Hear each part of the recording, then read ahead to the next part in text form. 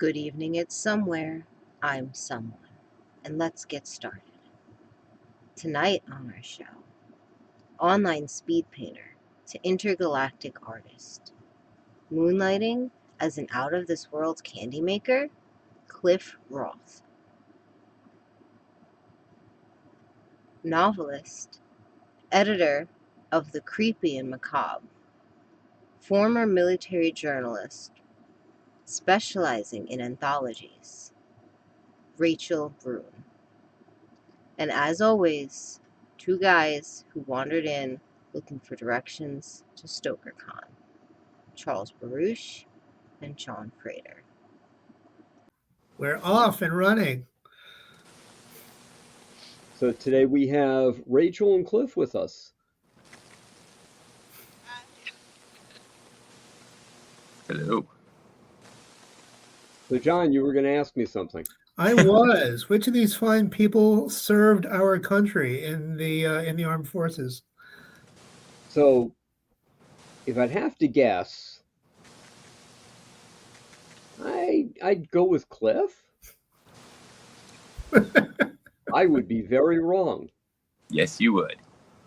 So Rachel, what role did you have in the military? The military was actually my very first paid writing gig. And I've been chasing an actual paid writing gig that pays my bills ever since. So, yeah, I started off as, they called it, back then it was a 46 Quebec military journalist and public affairs specialist. And so you were basically a news writer for the Army, creating news content, writing features, and we'd publish them in like the military newspapers, but we'd also pitch them as stories to other media. And it taught me to write quickly, write on a deadline, and figure out how to write a character in 2 to 3 sentences to give people that feel right off the bat, all of which have served me well. So the pen was mightier than the gun. For me, yes. You think of the military, you don't think about the huge number of support roles there are. Every unit has lots and lots of non-combat roles. My grandfather, neither of my grandparents have served. They were too young for World War I and too old for World War II. But my father's father worked for the War Department under Roosevelt by being an illustrator for Army manuals. So he would illustrate equipment. He illustrated, things like that, vehicles, weapons. Just they gave him stuff to draw. He drew it, and they printed it in a manual, and he went on to the next one. And after that, he led a pretty effective life as a major department store commercial artist. So that was actually his ticket to success. So I will complain about the government. I will never badmouth the U.S. military. So my grandfather was in the Navy. He lied about his age to get into World War II and told the truth about his age to get into World War I, rather, and told the truth to get into World War II. He was in the Navy both times. Now, Clff, I know, paints the W's on the M&Ms. That's right. So we should talk about that. Well, they got other people for that these days. But I do make M&Ms for a living. But I don't represent them in any way, so I never really talk about my job. I watch things spin, basically. We're not going to mention it again. We're not going to mention the name of the company. We're not going to mention any of their products. We will certainly not say the word M&M again, because that would be wrong. But yeah, I've been there since 98. So yeah, I've been there for quite some time. And I can't complain. I love my job. Yeah. Well, you're supporting 400 children. Seems like that sometimes. It certainly seems like that. If you're going to call yourself a specialist in something, calling yourself a specialist in hard-shell chocolate candies, that's actually a big deal. Now, how many kids is it actually, Clff? 7. Yeah, I have 7 kids. That I know. This is the part where you guys say more words because it's chatting. More words. I know people probably react with shock when you're like, yes, I have 7 kids, but I'm the oldest of 6, so I know that they're probably all each other's best friends and like hated enemies, and probably like every 5 minutes it kind of switches out. So basically, yeah. My household has 7 people who act like children a lot of times. So yeah, it's semi-controlled chaos. Yeah. People always think it's difficult, but it's, After the third one, it's not more difficult, just more expensive. Because they start taking care of each other. I mean, there's a 20-year age gap between the oldest and the youngest. Yeah. So. My mom's phrase was, if one child takes up 100% of your time, how much more could two children take? Yeah, basically. Yeah. I mentioned to a friend that if you've got something like triplets or quadruplets, at least you get it all done in 1 3 or 4 year span, and then you never have to have any more. See, now that I don't know if I could do. Yeah. All three at the same stage at the same time? I don't think so. I'm curious to know what your friend's response to that was. I learned very quickly. So I have 2 kids, but my spouse and I, we had them later. And I've learned very quickly that people always, like, the one thing they always have an opinion on is how many kids you have or should have, how you should raise them, what you should be doing, what you shouldn't be doing. I'm like, oh, yeah. What are you going to do? Here's an obvious question. Do family dynamics end up in your art at all, one way or the other? I found that lately, especially with this series I just wrapped up, like literally yesterday. A bunch of things decisions that were made and relationships and responsibilities between between 3 generations is factoring pretty significantly in the stuff I've been writing just lately. So how do other people do that? I know for me, yes. In fact, they're directly referenced in my comic, which is, all about me. And yeah, so for context, here's one of the pages of my comic. So all my unfinished projects, because I'm the main character, are at an unfinished project rally, like to try and get me to do my job. And one of them says, how do we get him to pay attention so we can be finished? And so one of the other ones like, we could kill his offspring. And then one of the other ones says, that's crazy. A good number of us were inspired by them in the first place. Besides, do you really think you will be more productive while grieving? So yeah, for me, definitely they influence. So your projects would like your progeny to survive. That's definitely a positive. Yes. Except for that one, but we don't talk about him. There was a comedian, geeky guy, he used to say, I always thought maybe I'd have one more kid than I really wanted. That way, if something went wrong, I could set an example for the other kids. Nice. There you go. Yeah. That's fun. So since we've actually slid over to the work part of it this quickly, we'll slide over to the work part of it this quickly. We're going to disappear everybody else and let Rachel do a reading. And then we'll come back and talk about that, and we'll talk about your art some more and all kinds of things. Alrighty. So, Rachel, it's all yours. Thanks so much. So I'm reading a story from the anthology Dark Spores from Pro Girls Press. I co-edited with Carol Geisander, who's instrumental in getting this story. So I'm going to read just the opening part of it. The title is A Dark Spore Grows in the Rot. Quartz in the loam, shards of broken rock wall, roots to reach out and trip an unwary traveler. These were all familiar sights on this part of the trail. The narrow dirt path was not as well traveled as the lower, flatter areas, conveniently available to day hikers looking for a short hit of a nature drug. Breathing in, and out and out.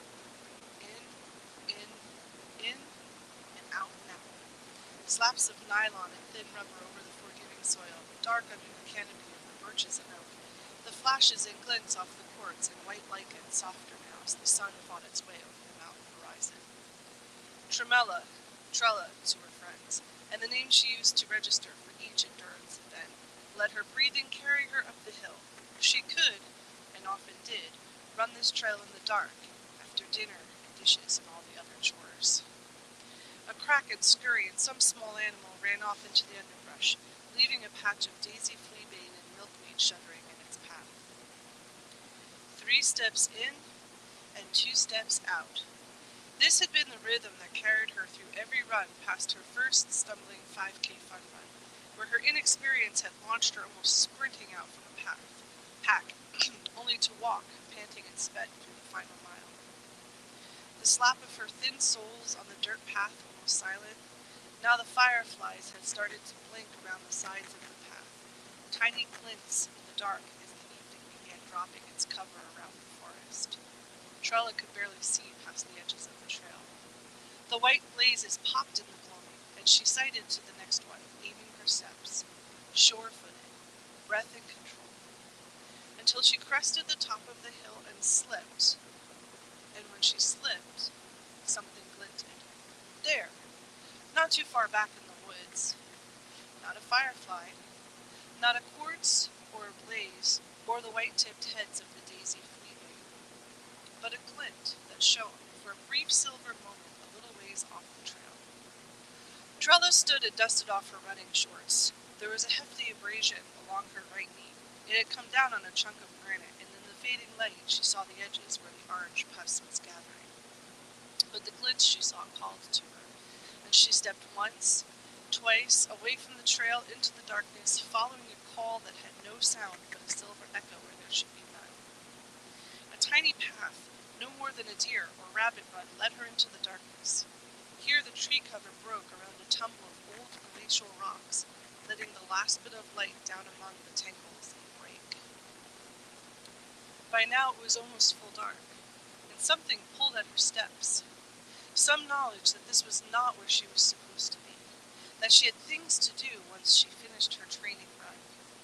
But that glint, that lay in the center of the disturbance, it pulled her on, and she picked it up from the middle of the soil and raised it to the evening sky. How did you do it? Trella slipped her wedding ring onto her left fourth finger, wondering.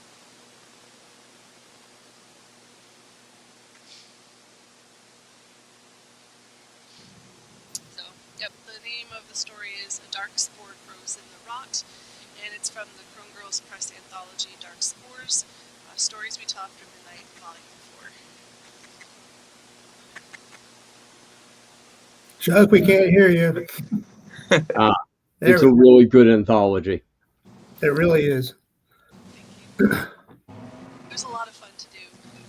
We had just really some amazing talent who showed up for the anthology, who submitted for the anthology, and working with Carol Geisander, I just want to give her a shout out. It is always a pleasure. Carol's pretty amazing. So what got you guys to do this? Was this the first time you did an anthology, or? So that's so Crone Girls Press. That's pretty much our niche. When we decided to go niche, we definitely went niche. And horror anthologies, that's our sweet spot. So we have one flagship series, that's the Stories We Tell After Midnight series, and the first volume in that was actually the first book that we put together. Since then, we've done the 4 volumes. We also have 2 out of planned 3 volumes of a horror series that I like to call like Ray Bradbury meets Stephen King. So that's our Opposite Break is the first one, and then we also have one called Tangle and Fen, and the fiction is dark fiction, so it's like horror but with some different genre explorations with it. And then we also have one more anthology called Women Unbecoming, which is another anthology that I edited with Carol, and that was inspired by just a lot of current events. But yeah, so that anthologies are our niche. They're a lot of fun. I like short horror fiction is just my favorite. I've heard Carol describe that last one as stabby feminist fiction. Yep. That's actually a really good description. I should get that on a t-shirt or a pin. Yeah. That would be a good t-shirt, maybe to wear at Stoker. I was so bummed that I missed Stoker this year. We were moving like the 3rd time in 2 years, and I just couldn't make it. But I'm looking forward to next year in Pittsburgh. It was my first Stoker, and it was really good. I was very excited to be there. You know, it's interesting. The title of that anthology reminds me of a very different horror anthology called Fruiting Bodies and Other Fungi by Brian Lumley. Tell us about it, Clff. Oh, God, I read that when I was about 15, 20 years ago. I actually don't really remember much of it. Well, you remember something. It reminded you of it. I remember one of the stories had to do with a town that was on the edge of a cliff, and it was like slowly disappearing over the cliff as it was falling over, mostly due to dry rot from the fruiting bodies. But I remember that, but I can't really remember anything else off the top of my head. There's a Shock One, or rather a Richard Matheson's short story that appeared in the Shock One anthology. My God, that was old. 1970 something, 1975, 76. And it's called The Creeping Doom. It's about, it's sort of a fungus, but not really. He never really says it's a fungus that slowly absorbs everything in North and Central and South America. So wherever the fungus, takes root, people go really insane really quickly. So Gotcha. that's a creepy one that I don't think about very often, but this reminded me of it. So, Rachel, what do you guys have coming next? Right now, we're kind of working on exploring our backlist because we've only been around for 5 years, and we've put out 7 anthologies, and we've just been like, go, go, go. So we're trying to take some time and just share some of the stories from some of those volumes. So if you visit our social media, we've got a series going that kind of talks about each story individually, what we found interesting about it, and then not all of our authors, but a large number of them, when we did the anthology, they would submit interviews. And so we've been kind of linking to those and just kind of digging into the stuff we've published and sharing it with people who may just be discovering us for the first time.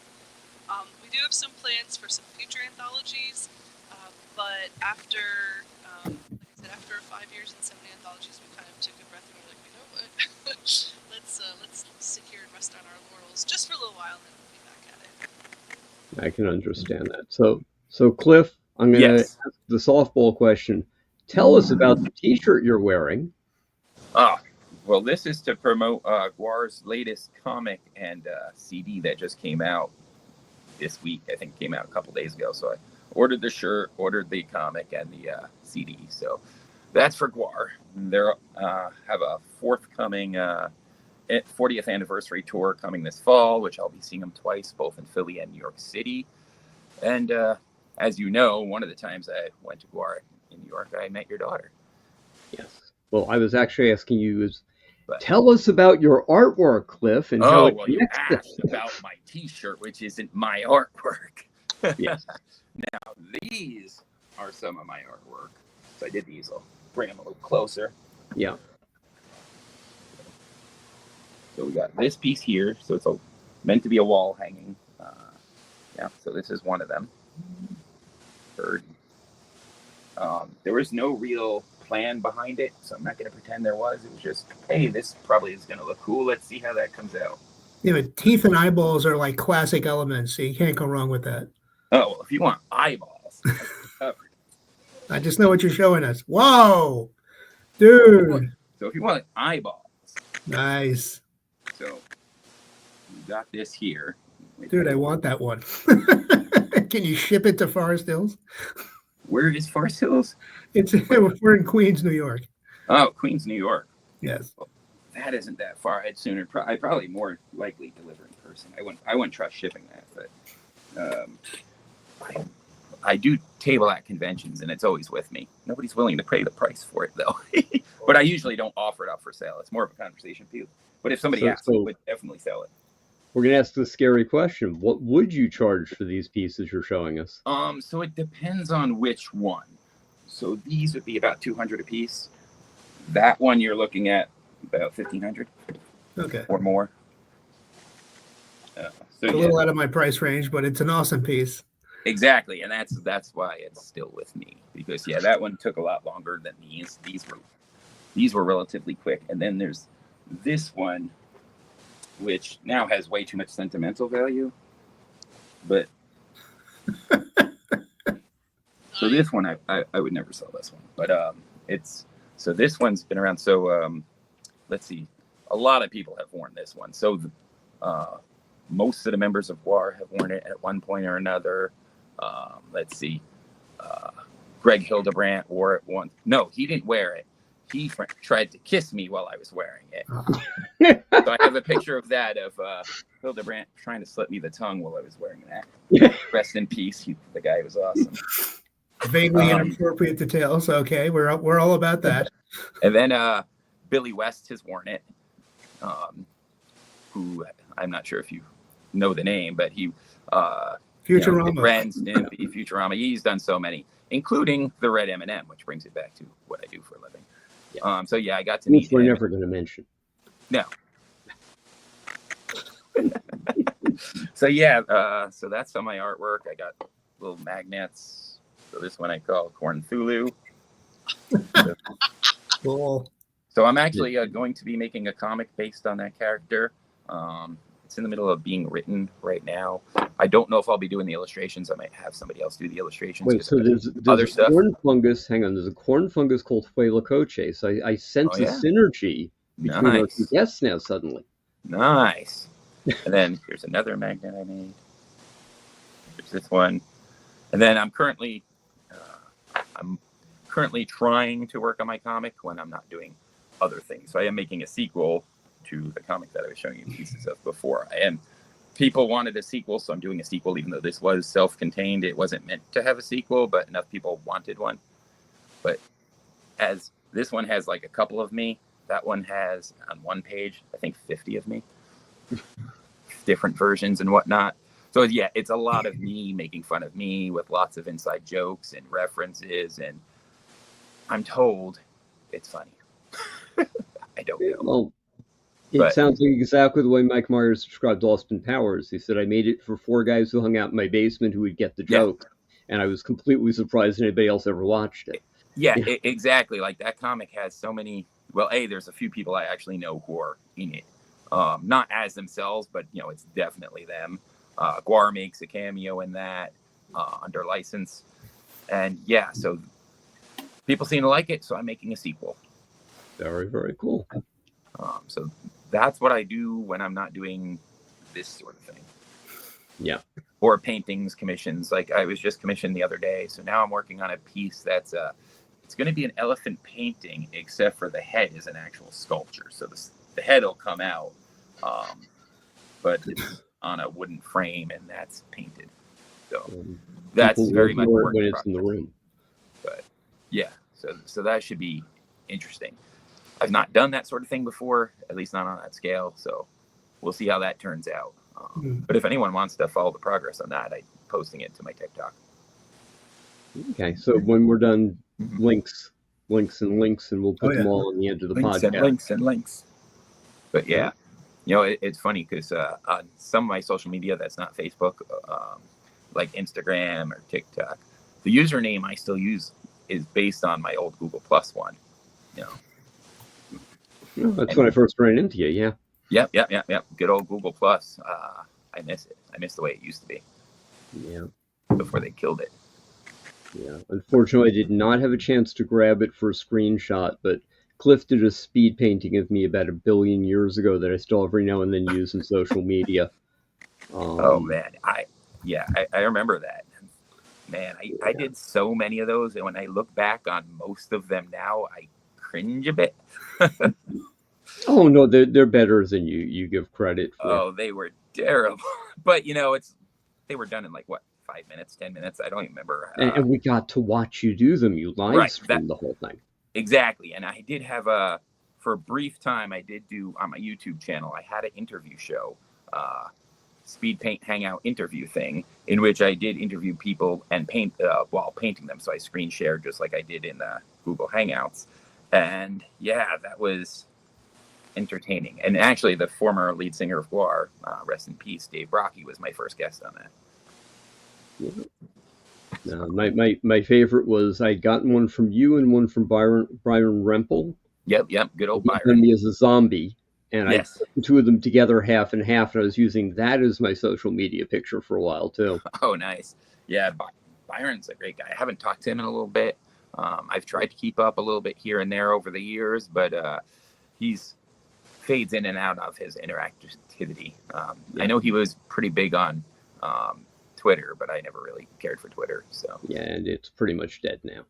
But Yeah, I always tell people they named it X because that's the thing you click to close something when you're done with it. As soon as they did that, I'm like, this is fucking stupid. Oops, sorry about my language there. This is stupid, so I deleted the app completely. Don't even have it anymore. Yeah. Maybe it's just my age. I never really understood the allure of Twitter in the first place. I it honestly had the shiny newness for like 10 minutes, and then I couldn't figure it out, so I left it alone. My tolerance for it was very low to begin with because I never really saw the point.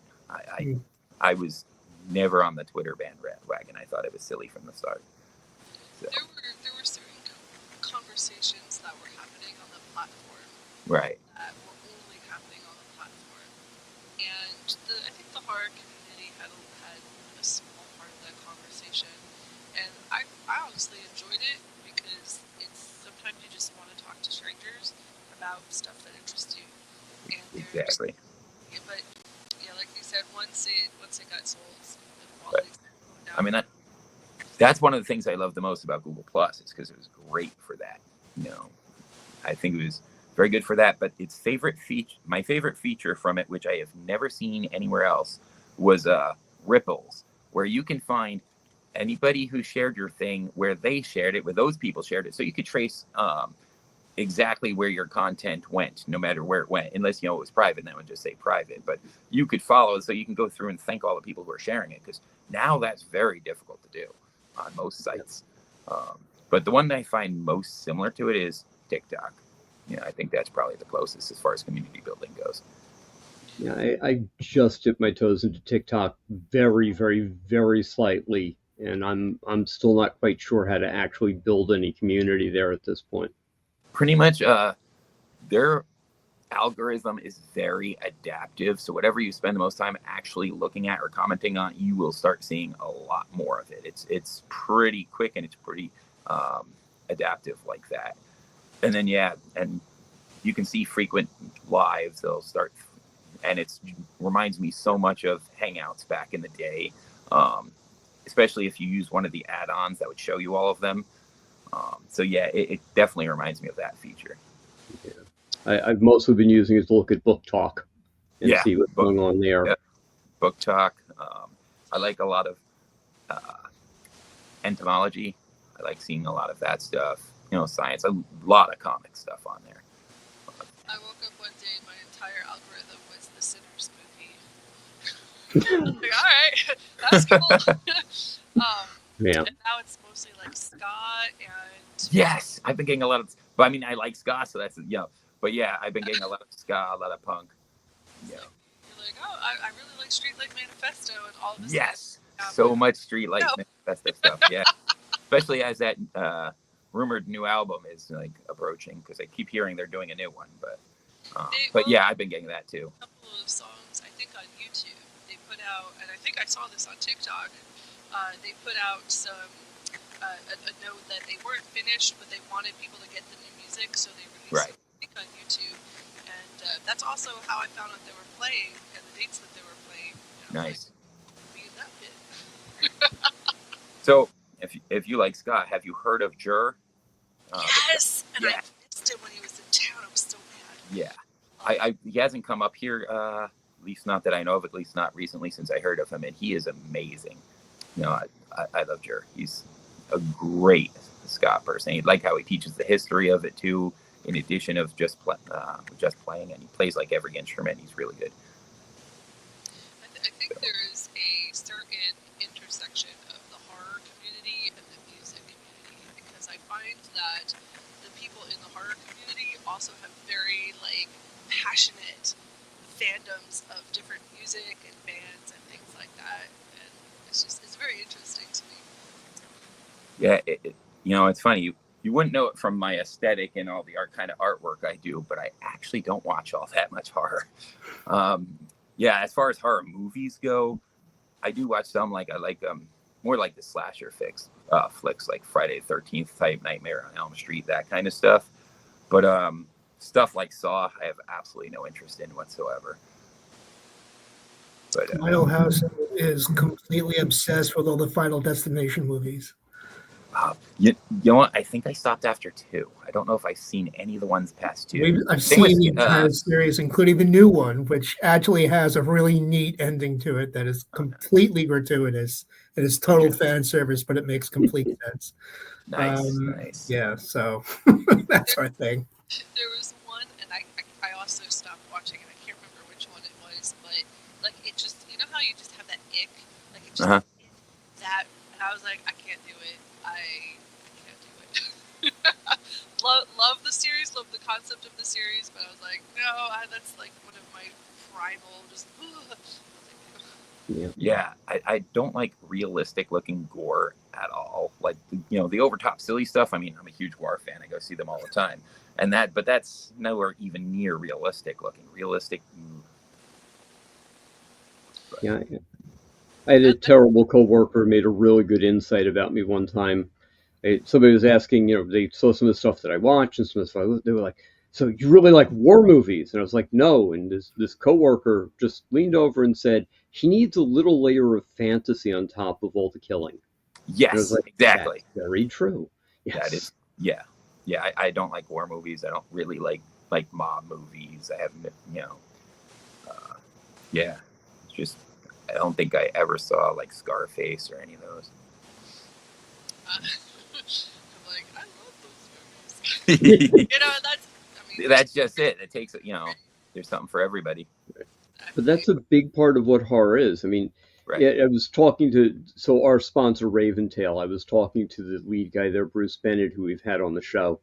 And we were talking about horror versus Westerns because the other big thing that publisher does is Westerns. And I was like, when I write a Marshall and I write a Mountain Man and I write a Texas story, people who read one are likely to read the other two.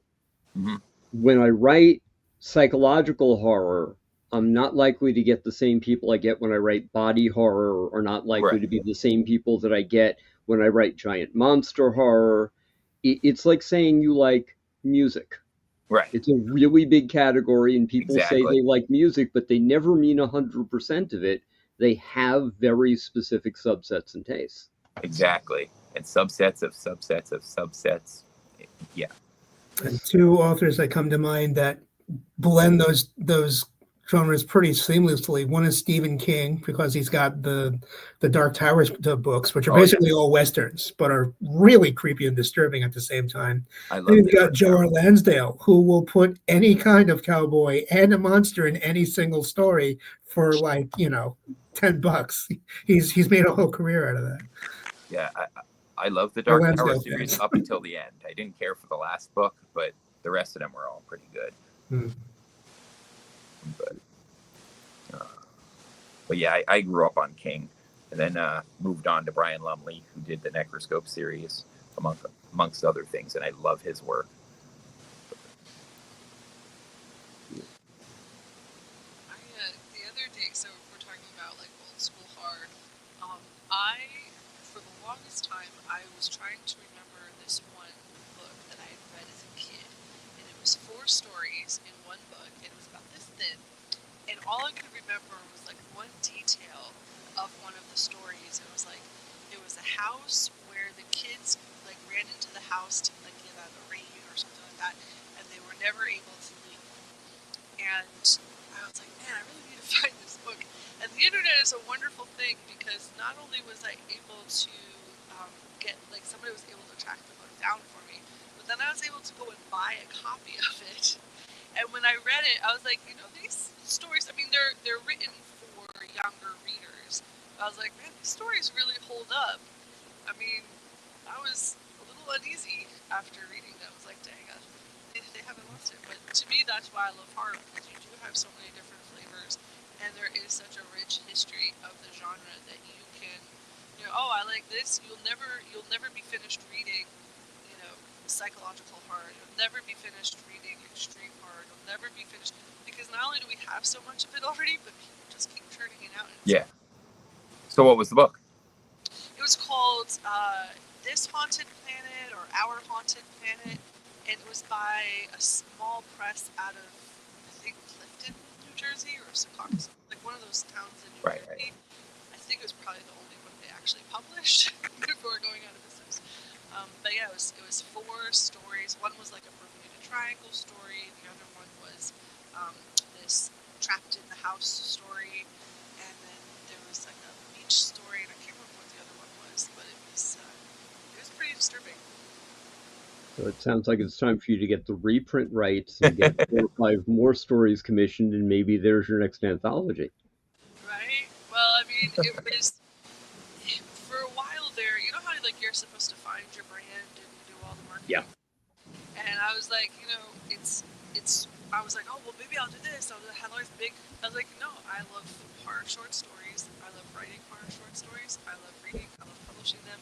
And I do work with novel length fiction, but Crow Girls Press is just where I really get to indulge my love of the horror short story. Good. So do you have any of your own stories that might be coming out anywhere else? I have a whole novel. I said that word. I have a whole novel that I owe to Falstaff Books for my Secret Agent Werewolf series. That is about 2/3 done right now. So say that slower. Secret Agent Werewolf? Yes. Do not bury the lead. So yes, it is an urban fantasy story about a werewolf who defected from the German army prior to World War II, got picked up by the OSS, and was recruited to work for the Americans during the Cold War. Tried to retire, but like all secret agents, once you try to retire, what do they immediately do? They drag you back in. And so that's the first book, is him dragged back in from the cold. And that's Cold Run is the first book in the series. The first 2 are out from Falstaff. Once the 3rd one is finished, that will also be out. And yeah, the 4th one is actually written because my mind works weirdly. It's just the 3rd one's going to be some trouble. I feel that pain. Okie doke. So we're gonna wrap this up, guys. This was a lot of fun, and we'll bring our MC in to do the outro. Oh, Danny.